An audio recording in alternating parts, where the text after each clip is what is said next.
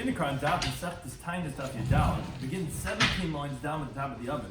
We continue our discussion of the fast that we're discussing, the three different series, the 3, 3, and 7, regarding the public fast when it doesn't rain. Some of the things discussed in today's Daf are some differences between the three fast day periods. Regarding what's called Masriyan, does that mean blowing the shofar? Does it mean reciting Anenu during the fast days for drought and other tragedies? Regarding if there's a discrepancy, what Masriyan would actually mean.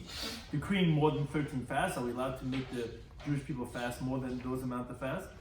And when the request for rain is recited not during the bracha Baruch Aleinu, but rather during the other part of Shema, during Shema Aleinu. Diminishing joy during times of trouble. And some of the kingdoms accounts we're going to have today's Daf are imatrichnas at Tzibur Yosem Medai. We don't put the effort on the Jewish people more than what they can handle. And Rabbi Tanahu Polig, Rabbi, what are you asking on him from a Mishnah or Brisa? He himself as a Tana, he could disagree with that. So we begin the current Daf, 17 lines down at the top of the Yom, Daf Yitala. So the Gemara brings a halacha that seems to be a three-week contradiction from three brises regarding what's the status of certain women for these public fasts. So one brisa. We know that there are often leniencies in public fasts for pregnant and nursing women. So mis'amis perishanis, they're going to fast by the first fast, but ve'emas anis b'achronis, they're not going to fast by the later fast. Now, Tani in the second verse it says, mis'anis b'achronis, no, they're going to fast by the later fast, but ve'emas anis perishanis, they're not going to fast by the earlier fast. And then with Tani we have a third verse that says, no, emas anis, they don't fast loy perishanis, loy b'achronis, not by the early ones and not by the later ones. So you have a three-way seeming contradiction, to which Amr Abashi says is not. Then actually, there's no machlekes over here. There's no disagreement. Take the middle one in your hand. The mitarts and kulu, they will answer everything. In other words, what does this mean? So Rashi explains. You could answer that it's the middle three fasts that they would fast. If you recall, there's three series. There's first three fasts, then three fasts, and then 7. The middle three are the three that they fasted, and now you'll be able to understand all three brises, how they're not a contradiction. As follows.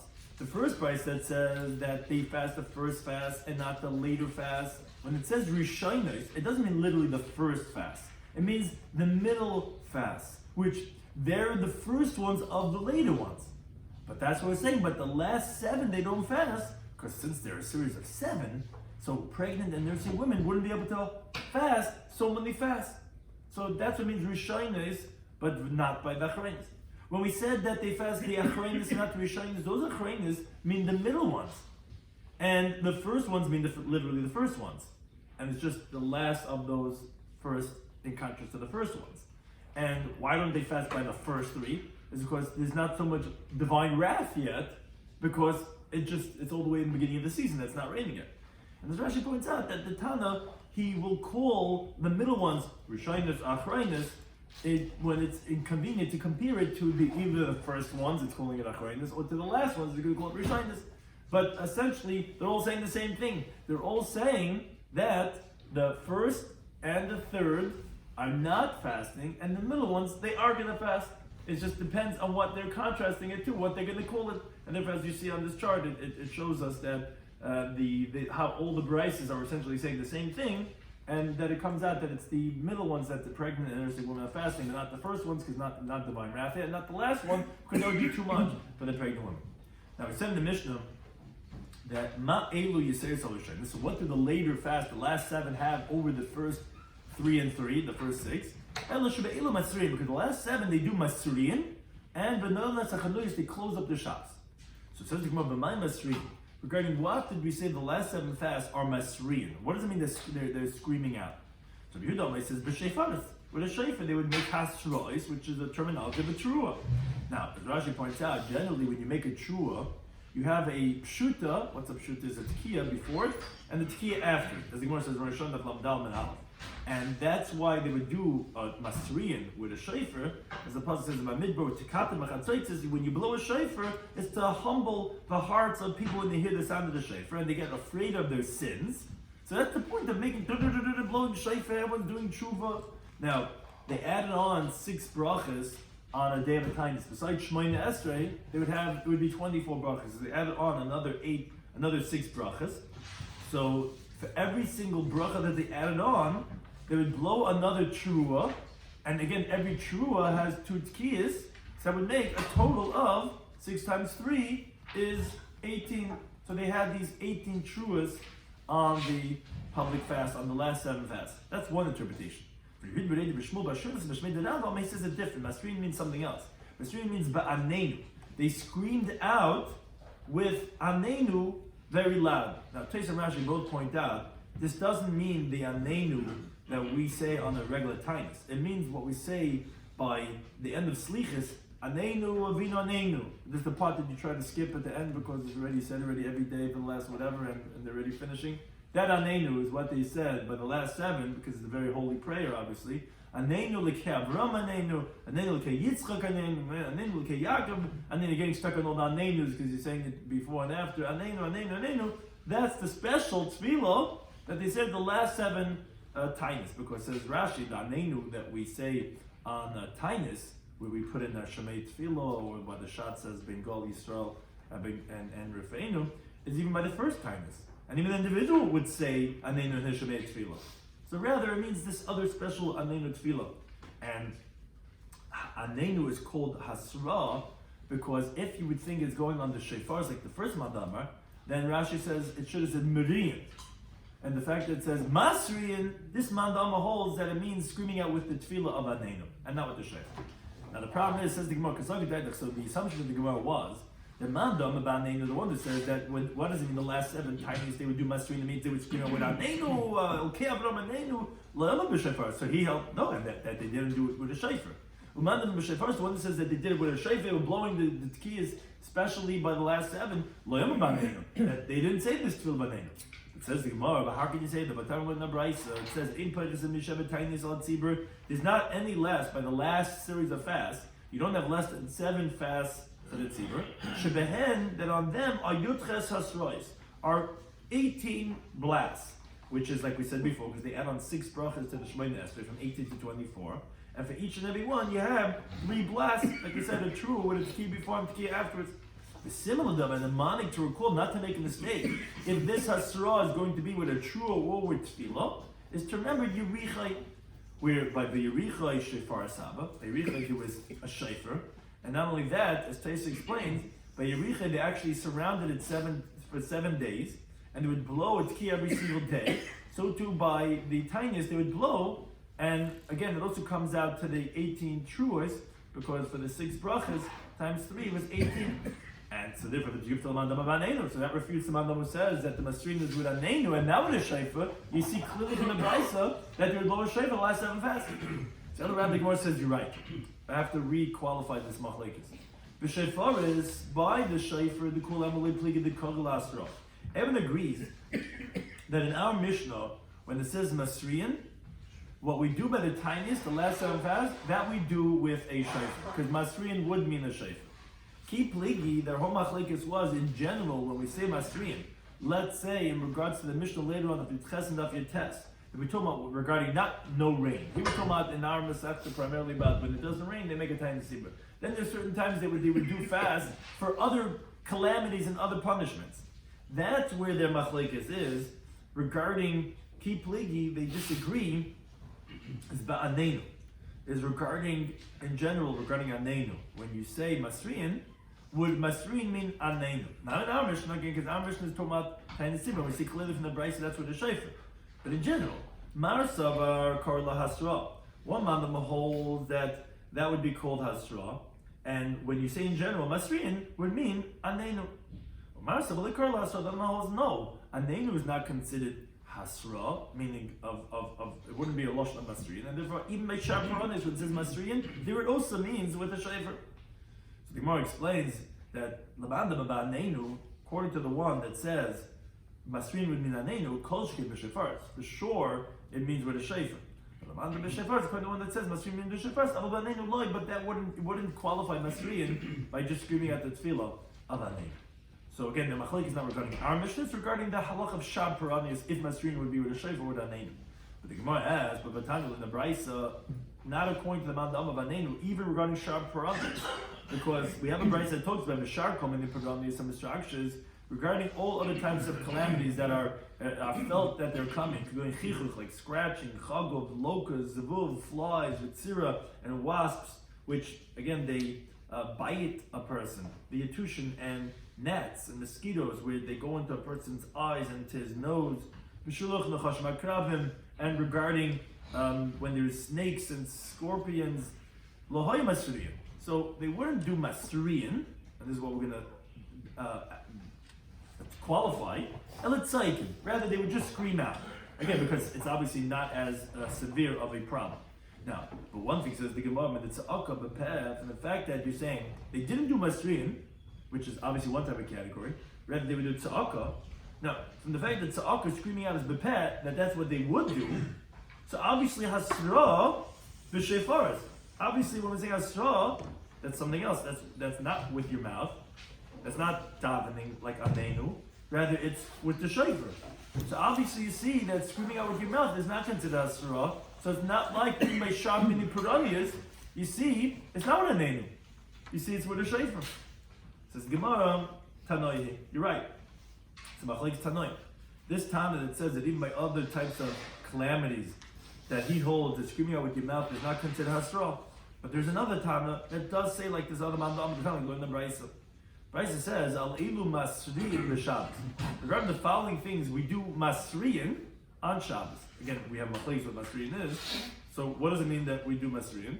So on what type of things do you do masriyin? Al ir shekafu gayas, regarding a city that was surrounded by troops and they're laying siege to the city. Or you have a river that's overflowing and it's gonna swallow up a field and houses. And regarding a boat, a ship that's meturif, like when you have bayim trufas, like mixed eggs, like beaten eggs, where it comes and goes, and basically the ship is going to sink in water. Regarding those things, you must in b'Shabbos. That's what the Taanis Daf holds. He says, no, Ezra, you'll scream to people to come and help, but you won't scream out. So it says Gemara B'nai. When you're saying that you'll masrin Ezra, what does Rabbi Yisi mean? If you think he means you'll blow with a shofar that people should come and help. Shofar b'Shabbos mishara, you let blow a shofar on Shabbos. Ela ba'aneinu. Rather, it must be talking about you screaming out for help when it's saying a tefillah b'aneinu. And v'kordu lo hasra. And he's calling it hasra because Rabbi Yisi is coming to disagree with the Taanis Daf. And he's saying, what type of masrin are you allowed to do? Is specifically le'ezra. So Shema Minah, from the fact that it says that le'ezra but not for tza'aka, that he's qualifying what is masrin, and it's a type of a tefillah. Where, as Rashi explains, we're not so confident that our tefillah is going to be effective to scream about on Shabbos. But one thing we see is that when Rabbi Yisi is disagreeing and saying, no, Taanis Daf, you can't just be masriyin, you could do it le'ezra, but not tza'aka, obviously, but the tza'aka of the peh is called hasra.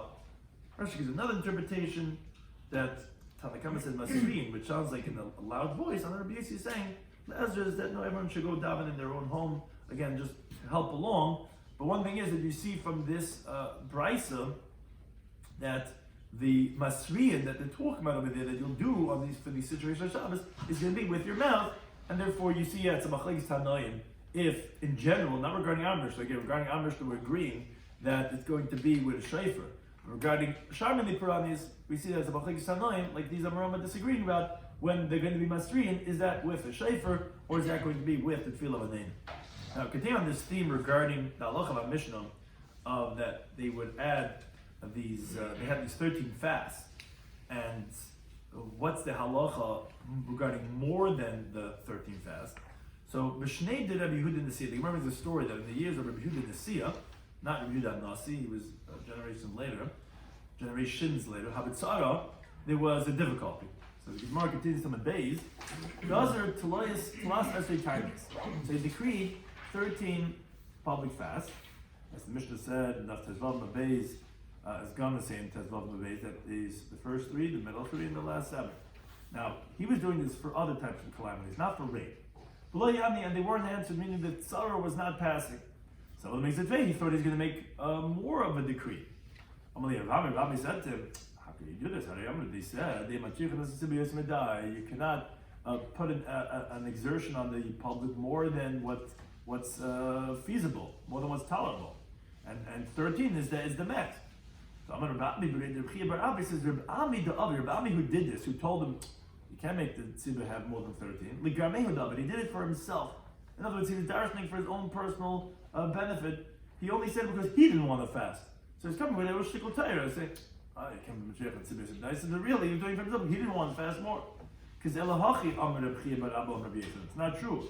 We didn't learn that you cannot make more than 13 public fasts. Only when it's regarding rain. Regarding all other calamities and any other punishments, you continue to fast and you continue to go. Until you answer from heaven. On Kibbutz 13, 23, 37, whatever it is, you continue going and going. And therefore, Rabbi who did this for himself. And Taanis Daf similar in the Brisa. When they said that you fast 3. And when they said you fast 7, meaning the first 3, in the middle 3, and the last 7, they only said that that's the limit for rain. But all other types of punishments, you continue to fast until you end. So says that should obviously be refutation of Rabbi, who he said that even B'Sham and the Piramis, you max out at 13. And here we see clearly not. Says Gemara, no, I'm going to tell you Tanoi, it's Machlekes Tanoi. Why? Because the time we live in the Brisa as follows, actually seems to be Machlekes Tanoi. Don't make more than 13 public fasts on the tzibur. The Rebbe is the source of that halacha that we said. Yeah, you can't be matriach on the tzibur more than what's feasible, and 13 is where you max out. He says, he says, I agree, but that's not the reason why that you don't let them more than 13 fast because of a tircha. It's because the period of the first rains have already passed, which is a macheshvan, and we're way past macheshvan already, when you already had 13 fasts. So one thing says Rashi, what you hear from Reb Shimon is that by other punishments, where you didn't pass the season yet, because the tzara is still going on, then you'd be going to even more than 13. Rabbi who says Imatrichin, so yeah, that's unspecified. There would be any situation. You can't do more. I don't keep the tzara still going on. You can't do more than 30 fasts. So he says, I'm saying like Rabbi, who would say that you can't be matriach. And therefore, 13 would be the max, no matter what the tzara is. But Rabbi Shloimy Schwartzberg is the one who says that that you continue going until you're answered. And then we see that this concept, as they explain it, what the halacha is regarding the rain, why is it maxing out at 13, would then apply if you are going to do more than 13 by Shah Paramis. If the reason why you don't do more than 13 is because, this time of the rain is over. You already passed the Yaira, the early rain season, so there's no point making more fast for that. So, but by something that would be applicable, then you would continue to make the Gezeiros of the Taanis Daf. But according to the Pshat of because then you wouldn't do, even if it's a difficulty that's unrelated to rain, and therefore that seems to be what Machlekes Tanoi. The Gemara continues regarding the rules of the same Talmud of Bracha regarding asking for rain. So the Gemara has an interesting question. The people of Nineveh, they sent to Rebbe, and this is what's with Australia, this is the Gemaras where they come from, regarding places that have different seasons than the rest of the world. So the people of Nineveh asked Rebbe like this. He says, for example, us, the Philibet Kufis Tammuz being a mitra, that even in the summertime we need rain, which generally we don't ask for rain during the summer. We say, what should we do? What's the question? Are we like individuals? Are we like a tzibur? As follows. Are we like individuals? So when we're going to make our request for rain, we're going to do like an individual who needs his own personal needs, where he's going to say by Shemei Tefillah. Because although we ask for rain in the Bracha Baruch Aleinu and Berachas Hashanah, even if I'm down in B'Yechidus, because it's a time that the tzibur needs it. But something else, which only the Yachad needs it, not the tzibur, like over here, because in the summer month, it's not a time when the tzibur asks for rain. So if you need rain, you'll say by Shemei Tefillah, but not by Baruch Aleinu. As the Gemara says, let's say someone has a sick person in his house. So originally the Gemara said, you'll mention it by your Fa'enu. But then the Gemara says, no, you say by Shemei Tefillah. When you have a personal request, you do it in Shemei Tefillah. So you're also that when you need rain, but Klal Yisrael doesn't, so you'll say it by Shemei Tefillah. Maybe we're like a tzibur. It's a whole town. It's a whole Nineveh. It's a whole Australia. It's a whole place that they need rain right now. Maybe Berachas Hashanah. We'll say in Baruch Aleinu, even though the rest of the world doesn't need. He sent them so you guys are like individuals. And b'shmei tefillah, you're going to say you have to ask for rain because where you live you need rain, but you'll say in shmei tefillah. The Mesa, the Gemara asks in the following brayso. Amar Rabbi Yehuda says, Imosai. When do we have the order of the fast as we have them? Is bizman shashon ketikna. Is when the years are in their regular order. When the harvest is in Nisan, the planting is in Macheshvan, and the order of the years have not changed. And you saw Shruim al Muslim. The Jewish people are living on their land where the conduct of Eretz Yisrael is in the normal way. But in today's times, no. It doesn't go according to the way we say in our Mishnah and the Bryce. Then everything goes according to the years. In other words, if that year needs rain, for example, in a real steamy year, that needs a lot of rain, so it's going to be dependent on that. Everything goes according to the location where you live. For example, Ninveh. Even in the summer, they need rain. And everything is according to the time. Rashi says not to have the gears according to the time because the rain didn't come down yet. But one thing we see is that you would say it in Baruch Aleinu according to what the place and according to the year. That's how you would qualify it. So you see that they should say it in Baruch Aleinu Nashemei Tefillah. So Malay says to him, Masnika Yamasalad the Rebbe, you're asking him a brayso on Rebbe? Rebbe, who he's saying you're saying Shemei Tefillah, Tana who Palik, he himself is a Tana, he's disagreeing. So yeah, it's machlekes is you'll say in Shemei Tefillah or Baruch Aleinu. Says okay, what's the halach lemaisa unzu the achronim by the Amirom? What should we do? Machlekes Amirom. Rav Nachman says in Berch L'Shalom you say in Baruch Aleinu. Rav Shishon says B'Shemei Tefillah. The other B'Shemei Tefillah halacha is that you say it in Shemei Tefillah because al kaponim the tzibur of Klal Yisrael, even though you're a whole town, even though you're a whole country, this and that, but the rest of the world is not saying it now by Baruch Aleinu. So then you'll say it in Shemei Tefillah. It isn't in Bavel. Ninveh is in Bavel. Is it in Bavel? Ashur, right. They came from Ashur. They went to Ashur Bavel. or Ninveh should be north, like Turkey area, Right. Uzbekistan area. Right. So, but the rest of the world, they don't need rain, and that's again there's discussions in halacha with Australia what they do because they like to see in this summer season that our winter is their summer. So that's the question about when do they say it if the rest of the world is not saying it. The Mishnah said that B'Sheni, we're on the last 7 fasts. We said so the fasting and B'Sheni, but on Mondays matzin and chashecha, so they would tilt open the stores a little bit when it was getting dark. But on Thursdays it would be open all day because of the honor of Shabbos, because everyone has to go shopping for Shabbos. Because although we diminish all the business dealings that we're doing, but people have to buy stuff. Now, by the way, the following question, a technical question.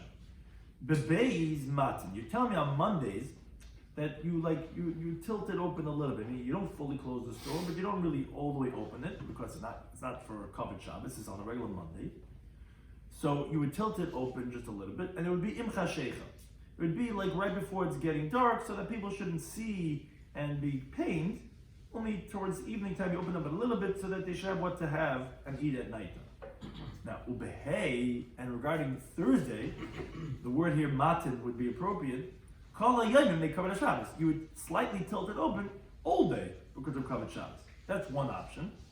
Or maybe that no, actually it was open all day, and there's actually 2 things that we're saying is different between Shabbat, between Monday and Thursday.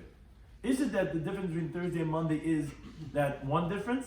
By both days you would just slightly tilt open the door, but on Monday it was only towards evening, and Thursday it was like that all day? Or maybe B'Sheni Matin, on Monday you would slightly open the door, but on Thursday you would have the door would be open regularly, Kala Yom Kula, all day, because of Kavod Shabbos. So this is how we say all day on Thursday. Was all day slightly open? You know, when you're not sure if they're open or not, you know, it's like a little bit open, like, you guys close it, you guys, can I come in, get something, whatever it's not, like, slightly open? And that was all day? Or was it open all the way? The door's wide open on Thursday. It says, Matar Shema, come in here, the time of Linda Brisa. B'Sheni Matin Ada Erev. The Brisa says clearly on Monday, be 2 stringencies. It would only be slightly open and only be by towards the evening. But on Thursday, it was open the normal way, and it was also all day long, again because covered Shabbos, So that allowed them to have the stores open to be able to buy stuff for Shabbos. Now, let's say the store had 2 entryways. So then you keep one open and one closed, because again we want to show people that there is a tzara going on. Let's say he had like a type of a bench that was in front of his opening, where now the store is not really open to the street, and even if it's open, it doesn't look like it's so open. Then actually, and then you could even open up in the normal way, even on a Monday. We're concerned again because again it doesn't look like it's totally open because of the bench that's blocking it. Now, we said in the Mishnah, let's say the first fast of 3, and the second fast of 3, and the last fast of 7. All these fasts have passed, and they still weren't answered from Shema, the rain didn't come down. So now they really go for this lockdown. They diminish business dealings. And with building, and with planting. We want really get into the Sarah so that we really daven to Hashem. Now, I tell you, learn the Brisa, it's not all types of building that we diminish. When we say bebinyan, it's not every building, rather it's binyan shel simcha. It's regarding a building of joy that, because it's only devarim shel simcha that we want to be b'mayim, not essentials. Essentials we continue doing, but rather that of joy. Natiyah, planting, is Natiyah shel simcha, regarding a planting of joy. So the Gemara explains, what's a building of joy that you diminish those? There's someone who's building a house for the chuppah for his son, which Beis Chasnas often meant that that's where they would make the chasna and he would also go and live there. What's a planting of simcha? This is that they used to have a custom when the prince would be born to the king, they would plant a tree for that prince, and the day that they would make him into the king, they would make a throne from that tree. Very interesting. Or another interpretation is actually this would become a very large tree that has large branches that the king would stroll beneath that. What's his neighbor, that Rish Kalusa had in his garden. He had this avarniki, it's this large tree, and it was uniquely by the royalty that they would plant it for shade. And this person also is planting it for shade. And again, that's a Natiyah shel simcha. It's not a necessity, it's not an essential. It's for joy. Those are the things, those are the types of opinion and Natiyah that we diminish in these days, again, because of the tzar that we're going through. It's a shel simcha. It's of a simcha. That we're diminishing simcha. We don't do like what? Talking about marriage. Yeah, but it's a simcha, meaning it's not something that you like. You to make a chip with someone else. What? Not holding back from chip. I wonder if they would make a chasna, if they would make me, because like we had by the 3 weeks, like what do we do when? You should hold back from chasnas. That's what. It's saying that you shouldn't make the binyan. What? It says that, right? We said memaitin, be'edisin, benisuin, that we don't do these things because of the simcha. And another thing we say is b'sheila shalom. You also don't greet people. Termal in the brisa, chaveirim ein sheila shalom. So Talmudic scholars, they don't greet each other like the halacha because you're not supposed to greet. Amei oret shashalom. So regarding an ignorant person who he does greet you. So the Talmud Chacham would respond to him because of, or else he's going to feel that Talmud Chacham hates him. But he responds b'safar rafa with what's called a loose lip. Because he realizes for the heaviness of head, he gives him like as a shackle, as a, he'll greet him back so he doesn't feel like whatever, but you're not supposed to really greet. Moreover, Vehain, the Talmud Chacham, Amisatfen, they cloak themselves with V'yeshin, they sit kavelim, like mourners or kabanudin, like those who are excommunicated because an aval and a menuda have to have what's called a tifa. Like it says in Mayit Kadnaf, there's Vamad Aleph, a pasuk about Saf Miyata, that they take the cloak and put it over there till their lip, and they go azoi, like a mourner.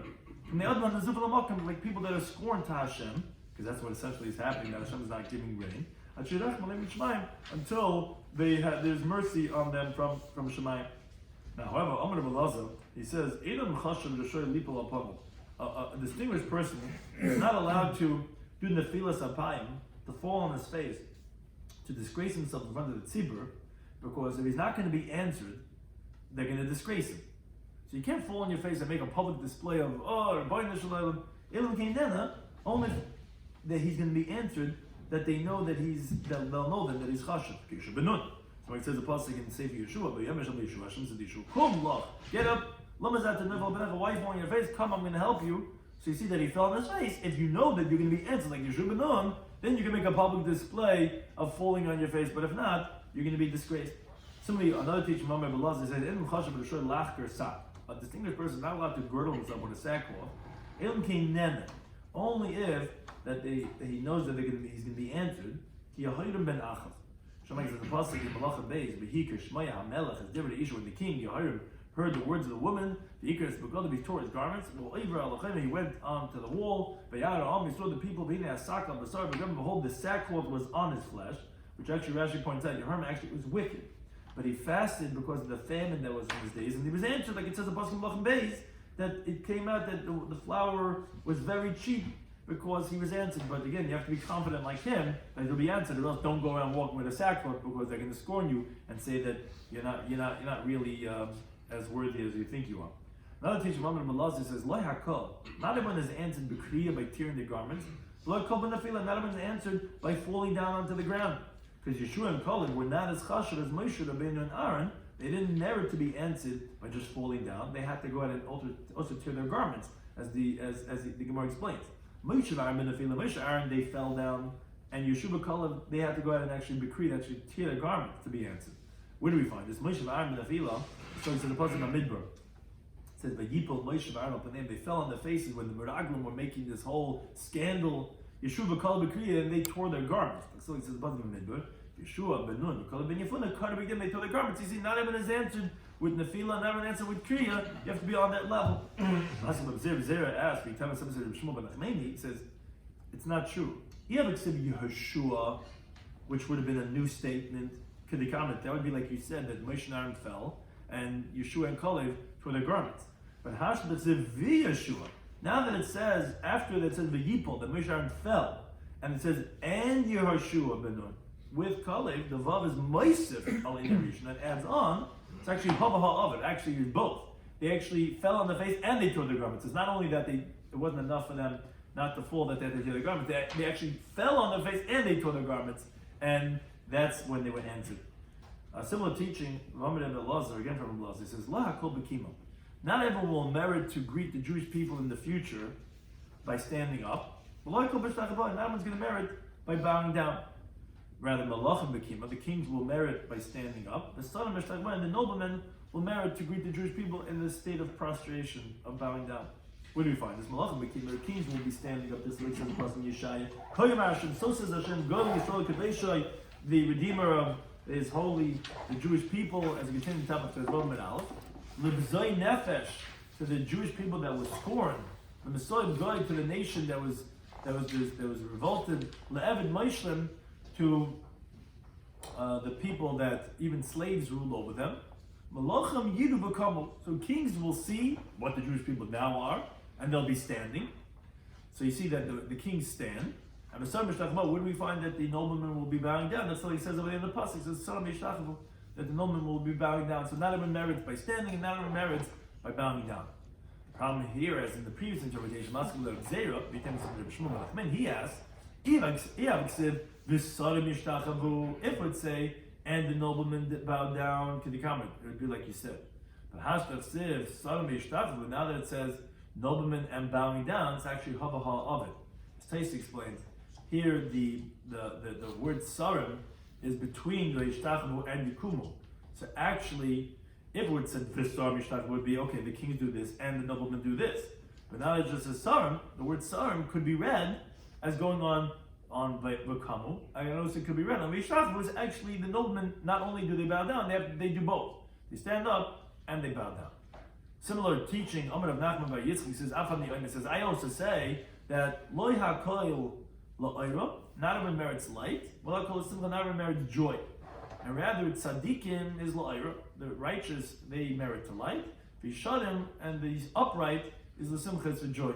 Where do you find it? Tzaddikim la'oira, the righteous merit light. That's what he's about to tell him. Oir zerua la'tzaddik.